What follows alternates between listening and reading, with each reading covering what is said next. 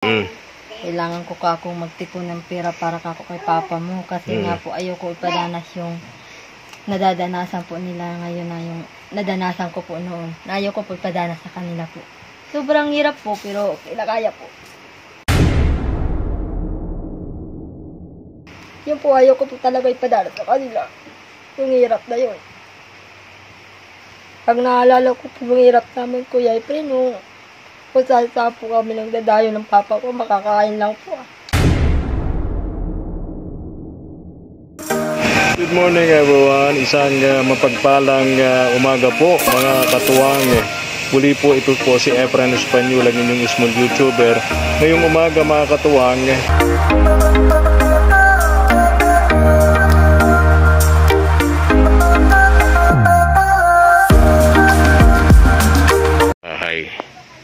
Nina Jessa, mga katuwang. Mega love shout out sa ating katuwang abroad na ayaw na pong magpabanggit ng kanyang pangalan.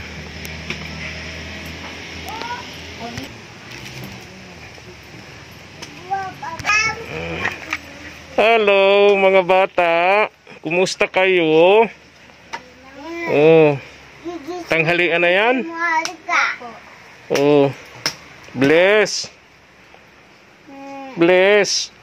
Bless. Oy, very good. Ang bait. Hello, Jessa. Kumusta ka? Ito yung bunso. Ano? Kumakain na rin yan? Nasaan ang papa ninyo? Ano papa ninyo? Nasa bundok po. Naghahanap ng gulay. Ilalako po ni mama. Naghahanap ng gulay sa bundok. Yung papa ninyo? Lalako ng mama mo? Asan ang mama mo? Naglalako po ng gulay. Pambiling bigas. Okay. Anong oras na ba? Ayun, alas 11:10 ng tanghali mga katuwang. So naglalako ang mama ninyo. Mabuti may kanin kayo. Ha?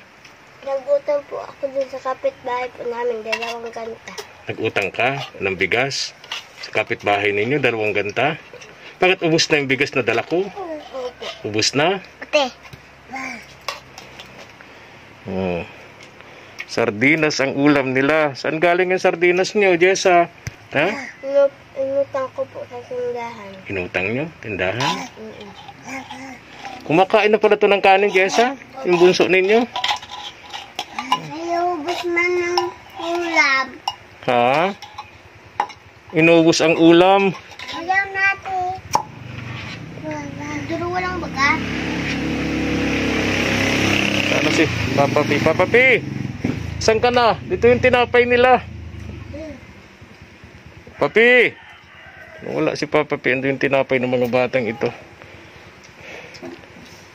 Sige na, kain muna kayo ha. Kain. Kain muna kayo. Ba't basa ang buhok mo, Jessa? Ha? Tapos ko lang maglaba sa ilog. Tapos mo na maglaba? Naglaba ka sa ilog? Hindi ka na nag-a-absent ngayon? Hindi na? Ha? Hindi na?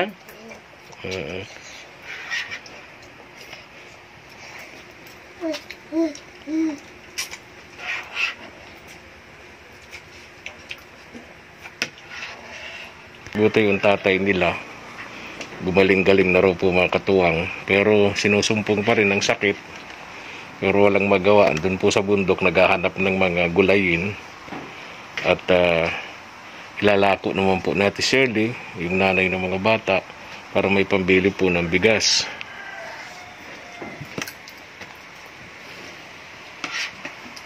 Tapos na. Madyan mo to, Jessa? Ha? Magkano yan? 2,000 po. Ha? 2,000 pesos. Itago mo yan, ha? Anong sabihin mo kay mama mo, bili kayo ng bigas, pagkain nyo, ha? No. Bili kayo ng bigas, pagkain, ha? Tago mo yung pera mo, ha?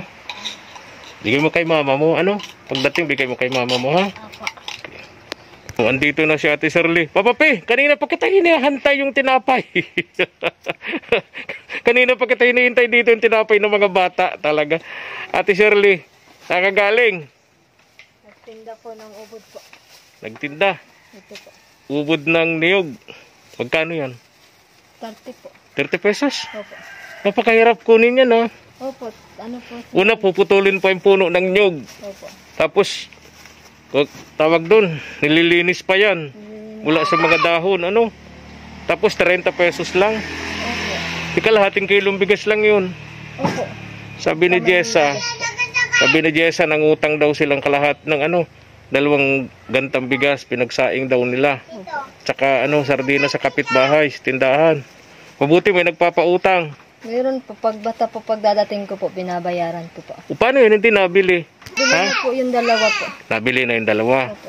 So may pambili ka ng bigas. Opo. Yun na lang, ang gagawin mo dyan. Ito po, gugalayin na lang po. Gulayin na lang. Saan ka naglako? Po? Saan ka naglako niyan?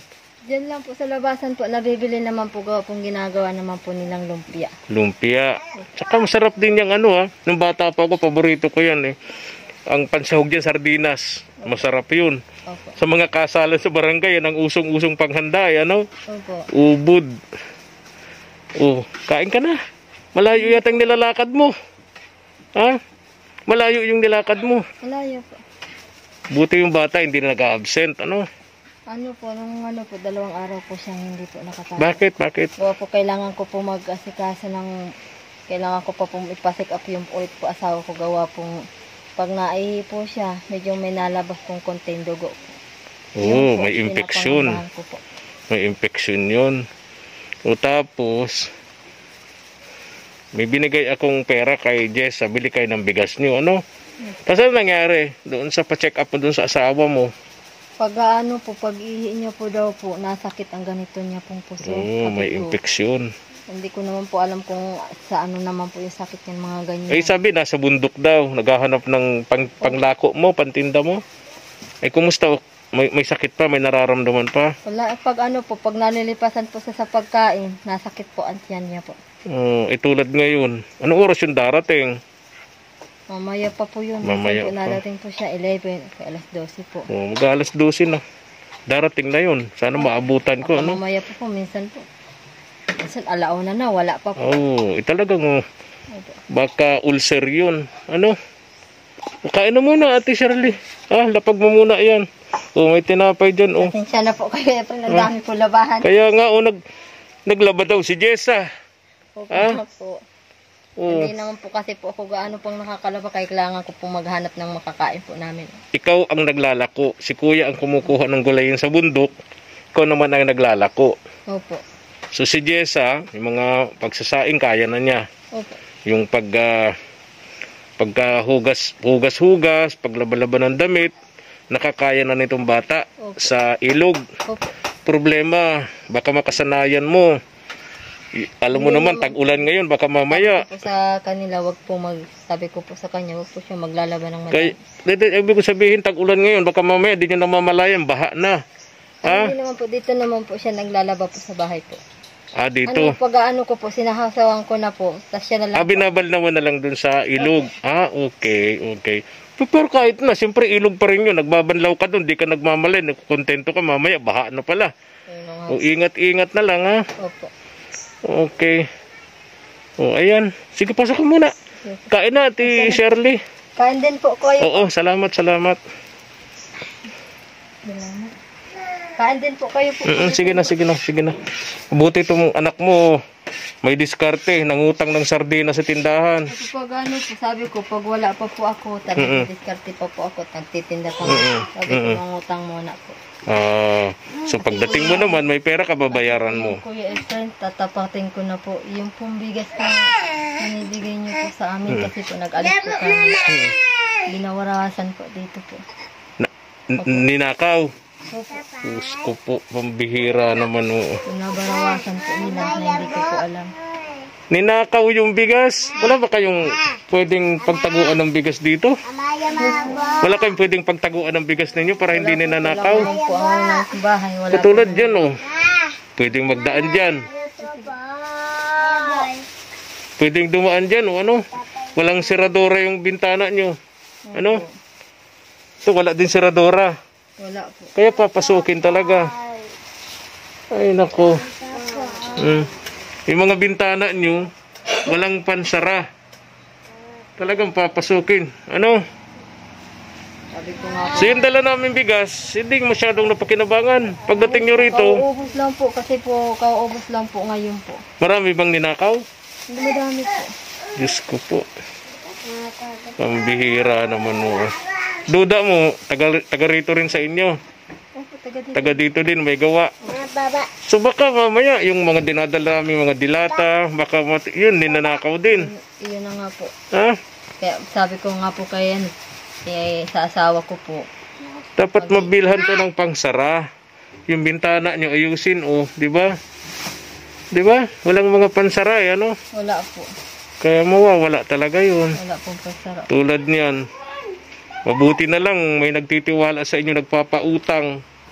Kung katulad niyan, wala ka pa, dumiskarte na ang batang ito. Nakautang ng 2 gantang bigas, nakasaing na. Sardinas, nakakain na sila. Ayun po. So ngayon babayaran mo yun. Opo. Okay. Mama, ano na yung chuchu? Pambihira naman itong mga magnanakaw na to. Nakakausap ko nga po ito si Wala ba? Gisa. Ay, Ang sabi, Ito nga po kay Gisa.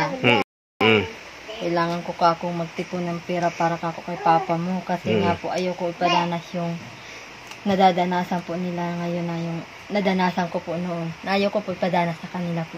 Sobrang hirap po pero kinakaya po. Yun po ayoko po talaga ipadanas sa kanila. Yung hirap na yun. Pag naalala ko po yung hirap namin Kuya Efren, nung kung saan po kami nang dadayo ng papa ko, makakain lang po. Yun para pong nadadanasan din nila po yung hirap. ngayon. Masyado pong napakahirap yung sitwasyon po namin. Talagang sabi ko nga po, masyadong napapagod na po ako Kuya Efren. Para kasi po yung hirap namin mag-iina eh.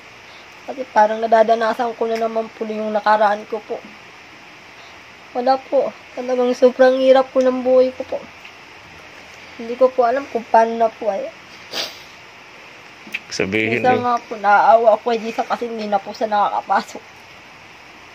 Lagi naman po may sakit yung papa nila. Minsan po talaga Kuya Efren, minsan pag na-chat po ako, gusto ko po magsabi sa inyo na ganito, pagod na po ako. Gusto mo nang sumuko. Napapagod na po ako na sobra-sobra. Parang gusto mo nang Wala sumuko. pagkabata po, danas ko na yung hirap. Hanggang ngayon. Hirap na talagang kapos po kami kasi po, papa ko bulag po, hindi nakakakita. Ikaw yung, Napakahirap po. ikaw yung buhay ko. umaalalay sa kanya. Kapos po kami sa pang-araw-araw po. Habang namamalimos kayo, ano? Opo. So ngayon na, Pinagsisikapan ko parang po pakiramdam mo ngayon, yung nararanasan mo nung bata ka, yun din ang nararasan ng mga anak mo. Gusto ko nga po Kagutom? makapagtapos po sa pag-aaral kasi po ako grade 3 lang po. Pangarap ko po makapagtapos, di po mangyayari po yun kasi wala po. Yung papa ko po bulag. Hindi naman po kayang pag-aralin ako. Namamalimos kayo, yung kinikita sa pamamalimos, pagkain nyo lang, ano? Tapos sabi mo, 13 anyos, nagkatulong ka na. Mabigat nga, Ate Shirley. Kasi gustuhin mo man na iparana sa kanya yung magaang pamumuhay sa mga anak mo ngayon. Halos walang pagkakataon, ano? Talagang hirap. Pero siyempre, habang buhay tayo mawawala ng pag-asa, Ate Shirley. Sabi ko nga, ang buhay natin, parang gulong ng sasakyan lang din. Minsan nasa ibabaw, nasa ilalim, nasa ibabaw. Hindi naman nanatili ang gabi, di ba? Hindi nananatili ang dilim. Dumarating din yung liwanag. Ilang datatandaan mo, Ate Shirley, huwag kang mawawala ng pag-asa. Kasi ilang ba tong anak mong umaasa sa'yo? 4. Opo. O kaya nga, huwag kang mawawala ng pag-asa. Napapagod po. Sige Huwag lang kang- po. Sige, para lang po. Huwag kang susuko. Talaga lang po. Minsan nga po, nagagalit na po yung teacher nila sa akin kasi po minsan, Laging absent. isang linggo hindi po nakakapasok si Gisa. Pero Wala ngayon, naman po akong hindi naman nag-absent ngayon.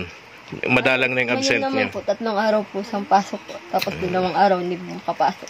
Diyos ko po. Kawawa. Anong grade na ni Jessa? Grade 3 po. Grade 3. 9 years old, ano? Opo. Pagkasipag nitong anak mong ito, napakaswerte mo sa anak mong ito. Madiskarte, kahit wala ka, dumidiskarte, ano? Ano yun? Bakit nag-aaway kayo? Ano yun, Jessa? Galit. Kumusta naman ang mga grades mo, Jessa? Okay naman? Ang sabi ng teacher mo? Ha? Pagutihan ko daw po ang pag-aaral ko. Paglaki mo, Jessa, anong gusto mong maging? Anong gusto mo paglaki mo? Maging teacher po. Ha? Maging teacher. Maging teacher. So, kailangan mag-aral kang mabuti. Ano? Hindi ka mag-absent. Ha? Hindi man po pili mag-absent kasi nag-aaral si mama pera po. Hindi pwedeng hindi mag-absent. Kasi, naghahanap ng pera. Sino mama mo?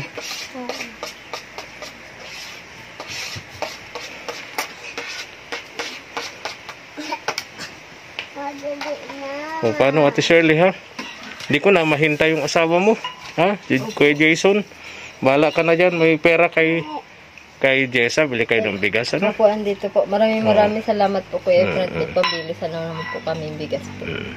Sa atin yan, nung ayaw na magpakilala, katuwang natin abroad, ano? O, ingat kayo, ha? Opo. Ingat kayo. Minsan text sa akin tong anak mo, si Jessa. Hindi ko lang masyadong napansin. Naalala ko lang, humihingi siya ng tulong. Sabi niya, kailangan na daw sa school yung rehistro. Ayo po, yung pong birth certificate po nila. Wala silang birth certificate. Wala po, kasi Bakit? kasama po yun sa pagsunog po.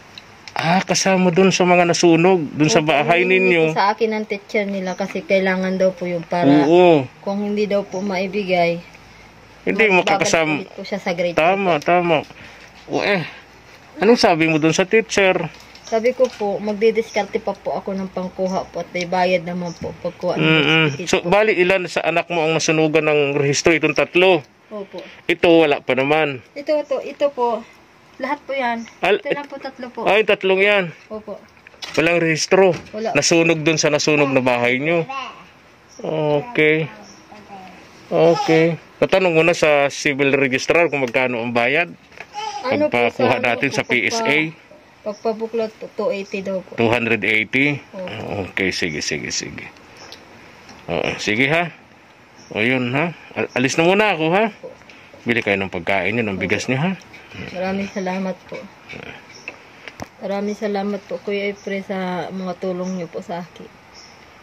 Sige na. Maraming salamat po. Sige na. Bye-bye na, Jessa. Bye po. Salamat po Kuya Efren. Bye-bye. Pangalan nga itong isa. Pangalan niya. Kalbo po yan. Ha? Kalbo po. Kalbong paano? Oh. Kalbong pangalan. Kalbo po. Babae na kalbong pangalan. Ikaw talaga si Shirley. Pinaglaruan mo naman yung pangalan ng anak mo. Sige, alis na kami, ha. Sige po. Bye-bye. Ingat po. Sige. Pray kayo, ha. Mag-pray kayo na sana gamitin akong tulay ng Diyos para matulungan ko kayo sa mga problema ninyo. Ano? Okay. Tara na po mga katuwang.